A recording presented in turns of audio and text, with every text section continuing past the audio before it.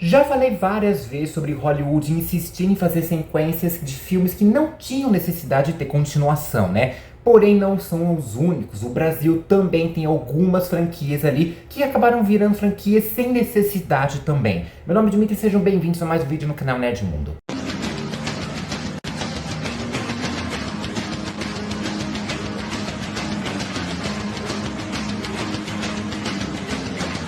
Olá, olá e olá, como vão vocês? Tudo bem? Seguinte, todo mundo aqui já sabe que tem uma playlist que eu faço focado apenas em filmes que tem sequências que não tinham necessidade de existir, né? Vou deixar inclusive a playlist separada aqui para vocês darem uma olhada. E praticamente todos esses filmes que eu falo são filmes estadunidenses, são filmes americanos, feitos ali pelos estúdios de Hollywood, né? Mas vira e mexe até cito algum outro filme que é nacional, algum filme brasileiro também, que não tinha tanta necessidade de se ter uma continuação. Eu já falei isso, por exemplo, de Até que a Sorte Nos Separe e também do Auto da Compadecida, né? Lembrando que em hipótese alguma eu tô dizendo que a sequência em si é ruim, pelo contrário, na verdade sempre falo também, algumas das sequências que eu falo aqui, que já trouxe, realmente são medianos para baixo, né? Mas não é o fato de a sequência ser desnecessária que necessariamente é ruim, não, só não tinha necessidade de continuar aquela história, às vezes era uma história redondinha, bonitinha ali, fechada no primeiro filme, e decidiram dar uma continuidade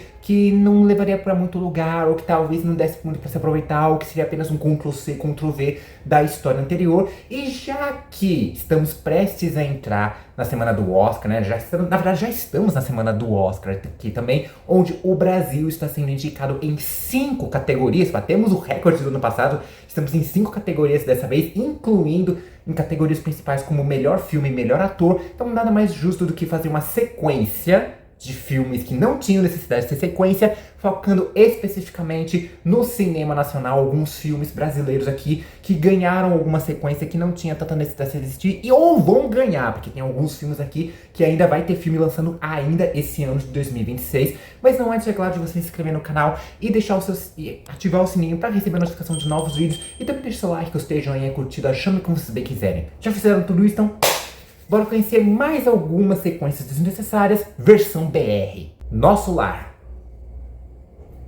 Em 2010 tivemos o lançamento de um filme bem diferente para os padrões nacionais aqui também, né?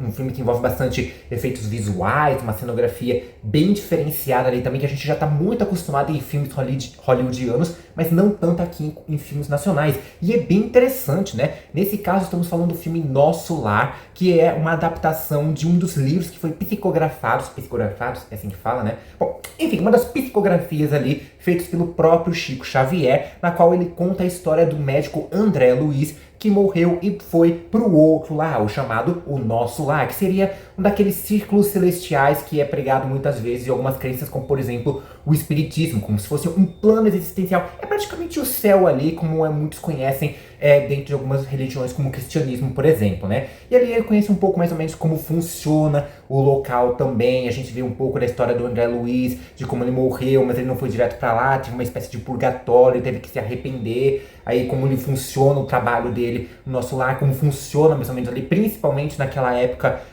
do início do século XX, mais ou menos também, né? E é um filme até que bem interessante também. Não é uma grande obra-prima também, né? Mas é um filme bem interessante, como eu falei. Visualmente tem uma identidade muito bacana, né? Um aspecto religioso, mas ao mesmo tempo bem futurista também, como eles trabalham ali, né? E assim, mesmo que você não siga a crença do espiritismo ou algo parecido, é um filme bem interessante, com uma história até que legal, né? E bom tempo depois, no ano de 2024, tivemos a sequência Nosso Lar, Os Mensageiros, que também tem um retorno do personagem do André Luiz, né? Só que aqui é formado em outros personagens que meio que vão à Terra com função de meio que se conectar com algumas pessoas específicas ali, cujas suas histórias são interligadas. E assim, mesmo que o primeiro filme não seja lá uma super obra-prima, né? Mas pelo menos tem um contexto interessante, já que mostra um pouco da história do André Luiz e também como explica o funcionamento do nosso lar, como funciona a crença ali dentro do espiritismo.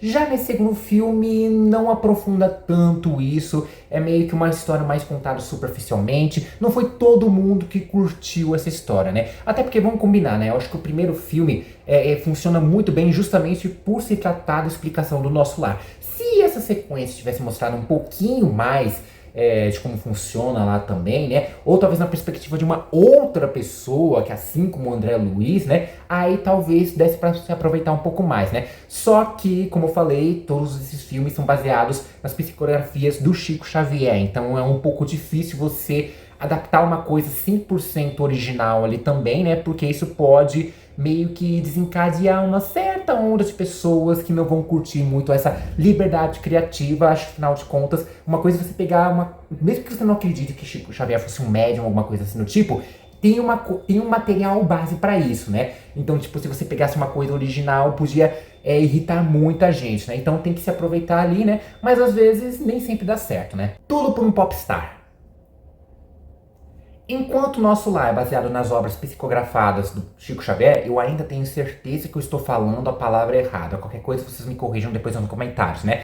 A gente tem, por outro lado, uma obra baseada num livro infanto-juvenil, né, da Thalita Rebouças, que é Tudo por um Popstar, né? Que na trama do filme, pelo menos, né, a gente acompanha 3 amigas interpretadas pela Maísa, a Clara Castanho e a Mel Maia, indo no show da sua boy band favorita ali também, que elas super amam. E aí, no meio disso, acabam se metendo um monte de enrascados para tentar entrar no show, né? Já que os ingressos meio que se extraviaram no meio do caminho. E o filme ele é bem divertido, foi lançado em 2018, é interessante, é completamente despretensioso, é aquele filme ali que provavelmente você vai querer, você nem tem tanto interesse assim, você provavelmente vai levar só por conta dos seus filhos ali, principalmente se eles estiverem ali naquela faixa dos 10 aos 13 anos, mais ou menos também, né? Inclusive eu fui assistir junto com os meus primos que estavam nessa faixa etária, mais ou menos na época, né? E além dessas 3, tem alguns nomes interessantes, como Giovanna Antonelli e até o próprio Felipe Neto nesse filme, né?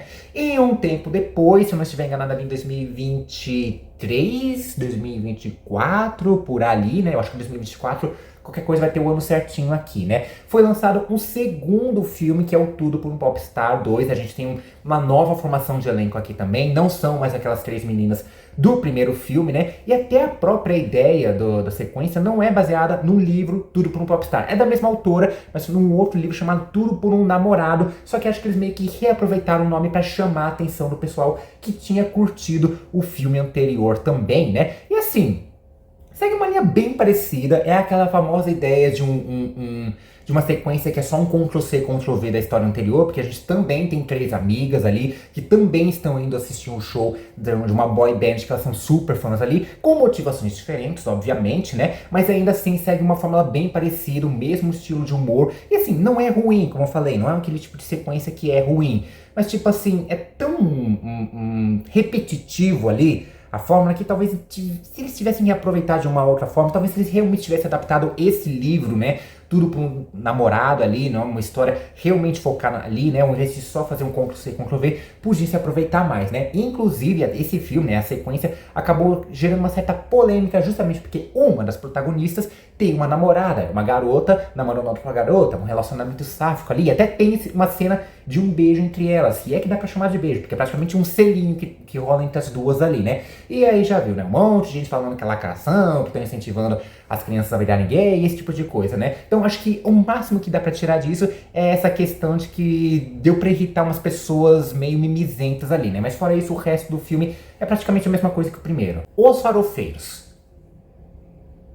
Esse é bem aquele estilo de filme, humor pastelão que muita gente já conhece do Brasil, que muita gente usa como desculpa pra falar mal do cinema nacional, porque fala que é tudo comédia pastelona, né? Realmente tem bastante filme desse tipo e acaba se tornando mais popular, pra falar a verdade, né? Mas não é porque uma coisa é popular e tem esse humor mais pastelão que muita gente não curte, que necessariamente o filme é ruim. Muito pelo contrário, esse filme dos Farofeiros é interessante, é gostosinho de assistir, aquele filme, mas tipo, não tem nada pra assistir na TV, vamos colocar só pra ter aquele barulhinho, pra não ficar um ambiente totalmente silencioso. E é bem legal, é bem engraçadinho o filme também, né? Na trama a gente vê 4 amigos que trabalham juntos, né? Indo passar as férias juntos, viajar juntos, com as suas famílias, né? Um deles arruma uma casa ali também para eles passarem as férias ali em Búzios também, ou próximo de Búzios, né? E aí a casa é totalmente precária, a piscina é podre, parece um pântano ali também, né?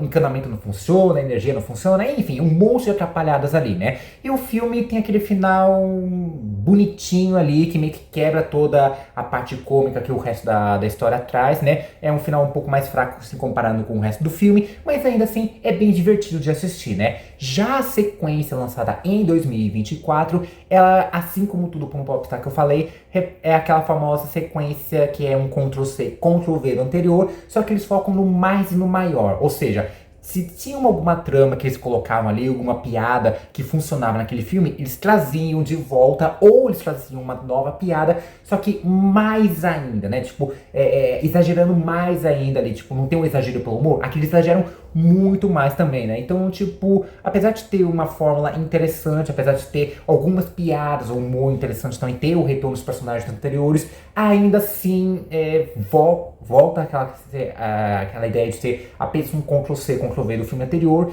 e, tipo, tenta focar tanto no mais e no maior que às vezes acaba pecando na hora de contar as piadas. Então, tipo assim, o primeiro filme é engraçadinho, né? O primeiro filme até que é engraçado. O segundo, ele tenta ser engraçado, né? Então já chega meio que nesse paralelo ali, né? Bruna Surfistinha. Tira as crianças da sala que agora a gente vai falar de coisas de adulto, depois vocês podem trazer as crianças de volta pro tópico seguinte, né? O que acontece? Nesse filme lançado em 2011, a gente acompanha a história real da Raquel Pacheco, acho que é assim que fala o sobrenome dela, qualquer coisa vocês coloquem a pronúncia certinha nos comentários, né? A gente acompanha a história da Raquel que acaba saindo de casa, ela foge de casa e acaba se tornando uma garota de programa e nisso ela acaba adotando o codinome de Bruna Surfistinha, o seu nome artístico, entre aspas, ali, né? E aí, a gente vê mais ou menos como funcionou a trajetória dela, né? E é uma das principais histórias de drama erótico que a gente tem no cinema nacional também, né? E acabou fazendo um certo sucesso, muita gente curtiu desse filme, outras pessoas também criticaram, né? Obviamente, por se tratar de uma história de uma garota de programa, por ter muitas cenas calientes ali no filme, né? Mas aí também é o tipo de crítica que vai ter independente do teor da obra também, né? E o filme acabou fazendo tanto sucesso que em 2016 acabou ganhando um novo formato, né? Que é um formato de série, né? Que é uma série Me Chama de Bruna, protagonizada pela Bruna não, qual que é o nome dela? Maria Bopp, esse é o nome dela, Maria Bopp também, né? E aí fez um certo sucesso, acho que teve umas 2 ou 3 temporadas, se não estiver enganado ali também, né? E para surpresa de muitas pessoas, inclusive esse que vos fala, né? Vai ter uma sequência ainda lançada agora em 2026. Inclusive um dos motivos de fazer mais uma parte de sequências desnecessárias aqui no canal foi por saber desse filme e também do próximo que eu vou falar ainda no final desse vídeo, né? Tipo, eu fiquei realmente chocado que ia ter uma sequência justamente de Bruna Surfistinha. E até esse atual momento a gente não tem muitos detalhes sobre essa produção, a não ser, é claro, o retorno da Débora Seco no papel principal, né? Mas de resto, de história, roteiro e tudo mais, a gente sabe muito pouco até esse atual momento que eu tô gravando o vídeo, né? Tem gente falando que pode ser, talvez, focado depois que a Bruna largou a vida de garota de programa e se converteu ali para ser uma mulher evangélica, né? O que um tanto é meio contraditório ali, né? Porque afinal de contas, se vai trazer o título Bruna Surfistinha, as pessoas esperam ver sobre a pessoa Bruna Surfistina, sobre a Surfistinha, a persona ali, né, a garota de programa, né, alguma coisa mais voltada para isso. E se você vai tratar sobre essa parte evangélica dela, então vai ter que mudar o título, porque não faz muito sentido, ou talvez alguma coisa que mostre o pós Bruna Surfistinha, né, ou se vai tratar sobre a vida evangélica, mas aí vai ter aquelas coisas mais adultas, mais calientes. Isso pode incomodar principalmente muitas pessoas que seguem a religião evangélica, que é bem grande aqui no Brasil, né? E olha que a gente tá falando de um pessoal que muitas vezes fica caçando pelo em ovo, fica criticando coisas sem sentido nenhum, apenas porque querem. Imagina se tiverem motivo, né? Mas a gente vai ter que ver quando saírem mais coisas relacionadas a esse filme. Se eu fosse você, uma das histórias mais conhecidas na cultura pop são de 2 pessoas, 2 amigos, um casal, dois parentes ali que tem muita discussão entre si, muito atrito na relação, e de repente acabam trocando de lugar um com o outro para mais ou menos ver como é que funciona a vida do outro. Várias séries de TV já fizeram algum episódio parecido com isso, várias histórias em livros, em filmes, em quadrinhos e tudo mais, né? Provavelmente a mais conhecida que deve ter passado pela sua cabeça é Sexta-feira Muito Louca, lá com a Lindsay Lohan e a Jamie Lee Curtis, que por sinal também ganhou uma sequência desnecessária não tem muito tempo, mas aqui o foco é o cinema nacional, que a gente também tem a nossa própria versão dessa história, que é justamente Se Eu Fosse Você, um filme lançado em 2006, onde a gente acompanha o casal Cláudio e Helena. Eu sempre lembro com Cláudio, mas nunca lembro se é Cláudia ou Cláudio. Mas é Cláudio e Helena, o casal, protagonizados pelo Tony Ramos e a Glória Pires, né? Que tem um certo atrito na relação deles ali, né? Cada um é muito focado na sua vida profissional, ao ponto de um não merecer o trabalho do outro ali, né? E de repente, em uma noite, eles simplesmente trocam de corpos um com o outro, né? E a gente vai acompanhando mais ou menos um aprendendo como é a vida do outro, né? Aprendendo os seus desafios também, vencendo alguns preconceitos, inclusive, né? Inclusive, dá pra dizer que esse foi um dos primeiros filmes, assim, a se tratar muito mais dessa parte do papel social. Um dos primeiros não, né? Mas acho que um dos mais que começou a trabalhar um pouquinho mais ali essa questão sobre os papéis sociais, o que realmente faz um homem, do que faz uma mulher ali também, né? Tudo bem, não chega a ser uma coisa muito profunda, é bem superficial, é de uma forma piada também, né? Não entra muito nesse embarque que a gente conhece hoje em dia, como por exemplo, sobre o papel social do gênero, ou sobre identidade de gênero, mas querendo ou não, de certa forma fala sobre esse tipo de assunto, né? E é bem divertido e acabou fazendo um baita sucesso, tanto que em 2009 acabou se ganhando uma nova sequência, né? Uma sequência ali, né? Que é o Se Eu Fosse Você 2, de volta com esses personagens, com esses protagonistas, onde de novo eles trocam de corpo ali também, né? E assim, essa própria sequência já não acho que tinha tanta necessidade, embora que, diferente dos farofeiros, de Tudo por um Popstar que eu falei, que era só um Ctrl-C, Ctrl-V, aqui também um Ctrl-C, Ctrl-V, mas eles pelo menos conseguiram incrementar alguma coisa a mais na história, né? Não só ficar repetindo a mesma coisa que tinha acontecido no primeiro filme também, né? Ainda assim tinha um atrito, ainda segue a mesma fórmula, mas ao mesmo tempo eles tentam caprichar um pouquinho mais, colocar uma trama um pouco maior, porque a filha deles acaba engravidando também, né? Então tem esse contexto, inclusive, né? Não que seja o foco, mas acaba servindo pra dar uma temperada a mais na história. Eu falo temperada, parece que eu tô falando outro tipo de coisa, né? Mas enfim, serve pra trazer um pouco mais de diferença do primeiro filme. Eles tentam incrementar um pouco mais, né? De qualquer forma, é um tipo de filme de comédia que fez bastante sucesso, acho que um dos principais nomes, assim, que muita gente lembra aqui no Brasil, tanto que em 2013 ganhou uma série também, né, assim como Bruna Surfistinha, ganhou um formato de série, né, e assim como Bruna Surfistinha também vai ganhar uma sequência ainda em 2026, já teve trailer, inclusive, desse filme, né, a gente tem o retorno dos protagonistas, né, do Tony Ramos e da Glória Pires, a gente tem o acréscimo de outros dois personagens que provavelmente vão ganhar mais destaque, que são a Cleo Pires e o Rafael Infante, né, mas assim, o trailer é bem confuso ali, não dá pra saber quem vai trocar de corpo com quem vai ser maior o foco da história ali, se vai ser o casal principal dos filmes anteriores, se vai ser esses dois nossos personagens, que a gente nem sabe direito quem são também, né, mas enfim, vai ter sequência, não tinha necessidade, o segundo já foi uma aposta um tanto arriscada, mas pelo menos melhorou um pouco, né, deu uns pouco mais saiu um pouco mais certo, pelo menos em comparação com os filmes anteriores que eu trouxe aqui, né, mas vamos ver, né, vamos esperar sair o filme pra gente ver se realmente eles vão conseguir repetir a fórmula de uma forma um pouco mais criativa, quem sabe, e o que mais eles vão trazer sobre esse assunto, porque como eu falei, se o filme anterior, o primeiro filme, eles falavam muito sobre esse papel social do homem e da mulher, inclusive, imagina então hoje em dia, a gente se discute mais sobre essa questão social, sobre essa questão de identidade de gênero, vamos ver como é que eles vão tratar esse novo filme aí. E essa é mais uma lista de sequências desnecessárias de filmes que tiveram uma sequência que não precisava existir, podia ter parado ali no primeiro, que era uma história mais redondinha ali também, né? Dessa vez, versão brasileira. E vocês, o que vocês acham? Concordam comigo que essas sequências são todas necessárias, elas vão ter parado no primeiro filme ali? Ou você gosta de alguma dessas aqui que eu curti, que eu meio que critiquei praticamente cada uma delas, e vocês amam essa sequência? Ou talvez tenha algum outro filme nacional que tenha tido uma sequência ali também, que não precisava existir e eu esqueci de falar aqui, né? Lembrando que eu já falei de alguns filmes nacionais em outros vídeos aqui de sequências necessárias, você pode conferir no card aqui em cima para vocês darem uma olhada, né? Mas pode deixar nos comentários também todas as obras que vocês lembrarem também, porque com certeza dá pra fazer mais partes, porque esse tipo de vídeo realmente merece sequência. Essas sequências de vídeo aqui realmente são necessárias. Então deixa aí nos comentários, compartilha esse vídeo para todo mundo que é fã do cinema nacional, que é fã de uma maneira geral. Não se esqueça de se inscrever no canal e ativar o sininho para receber a notificação de novos vídeos. E deixa seu like, gostei, joinha, curtida, chame como vocês bem quiserem. Vou ficando por aqui, um forte beijo, abraço e falou!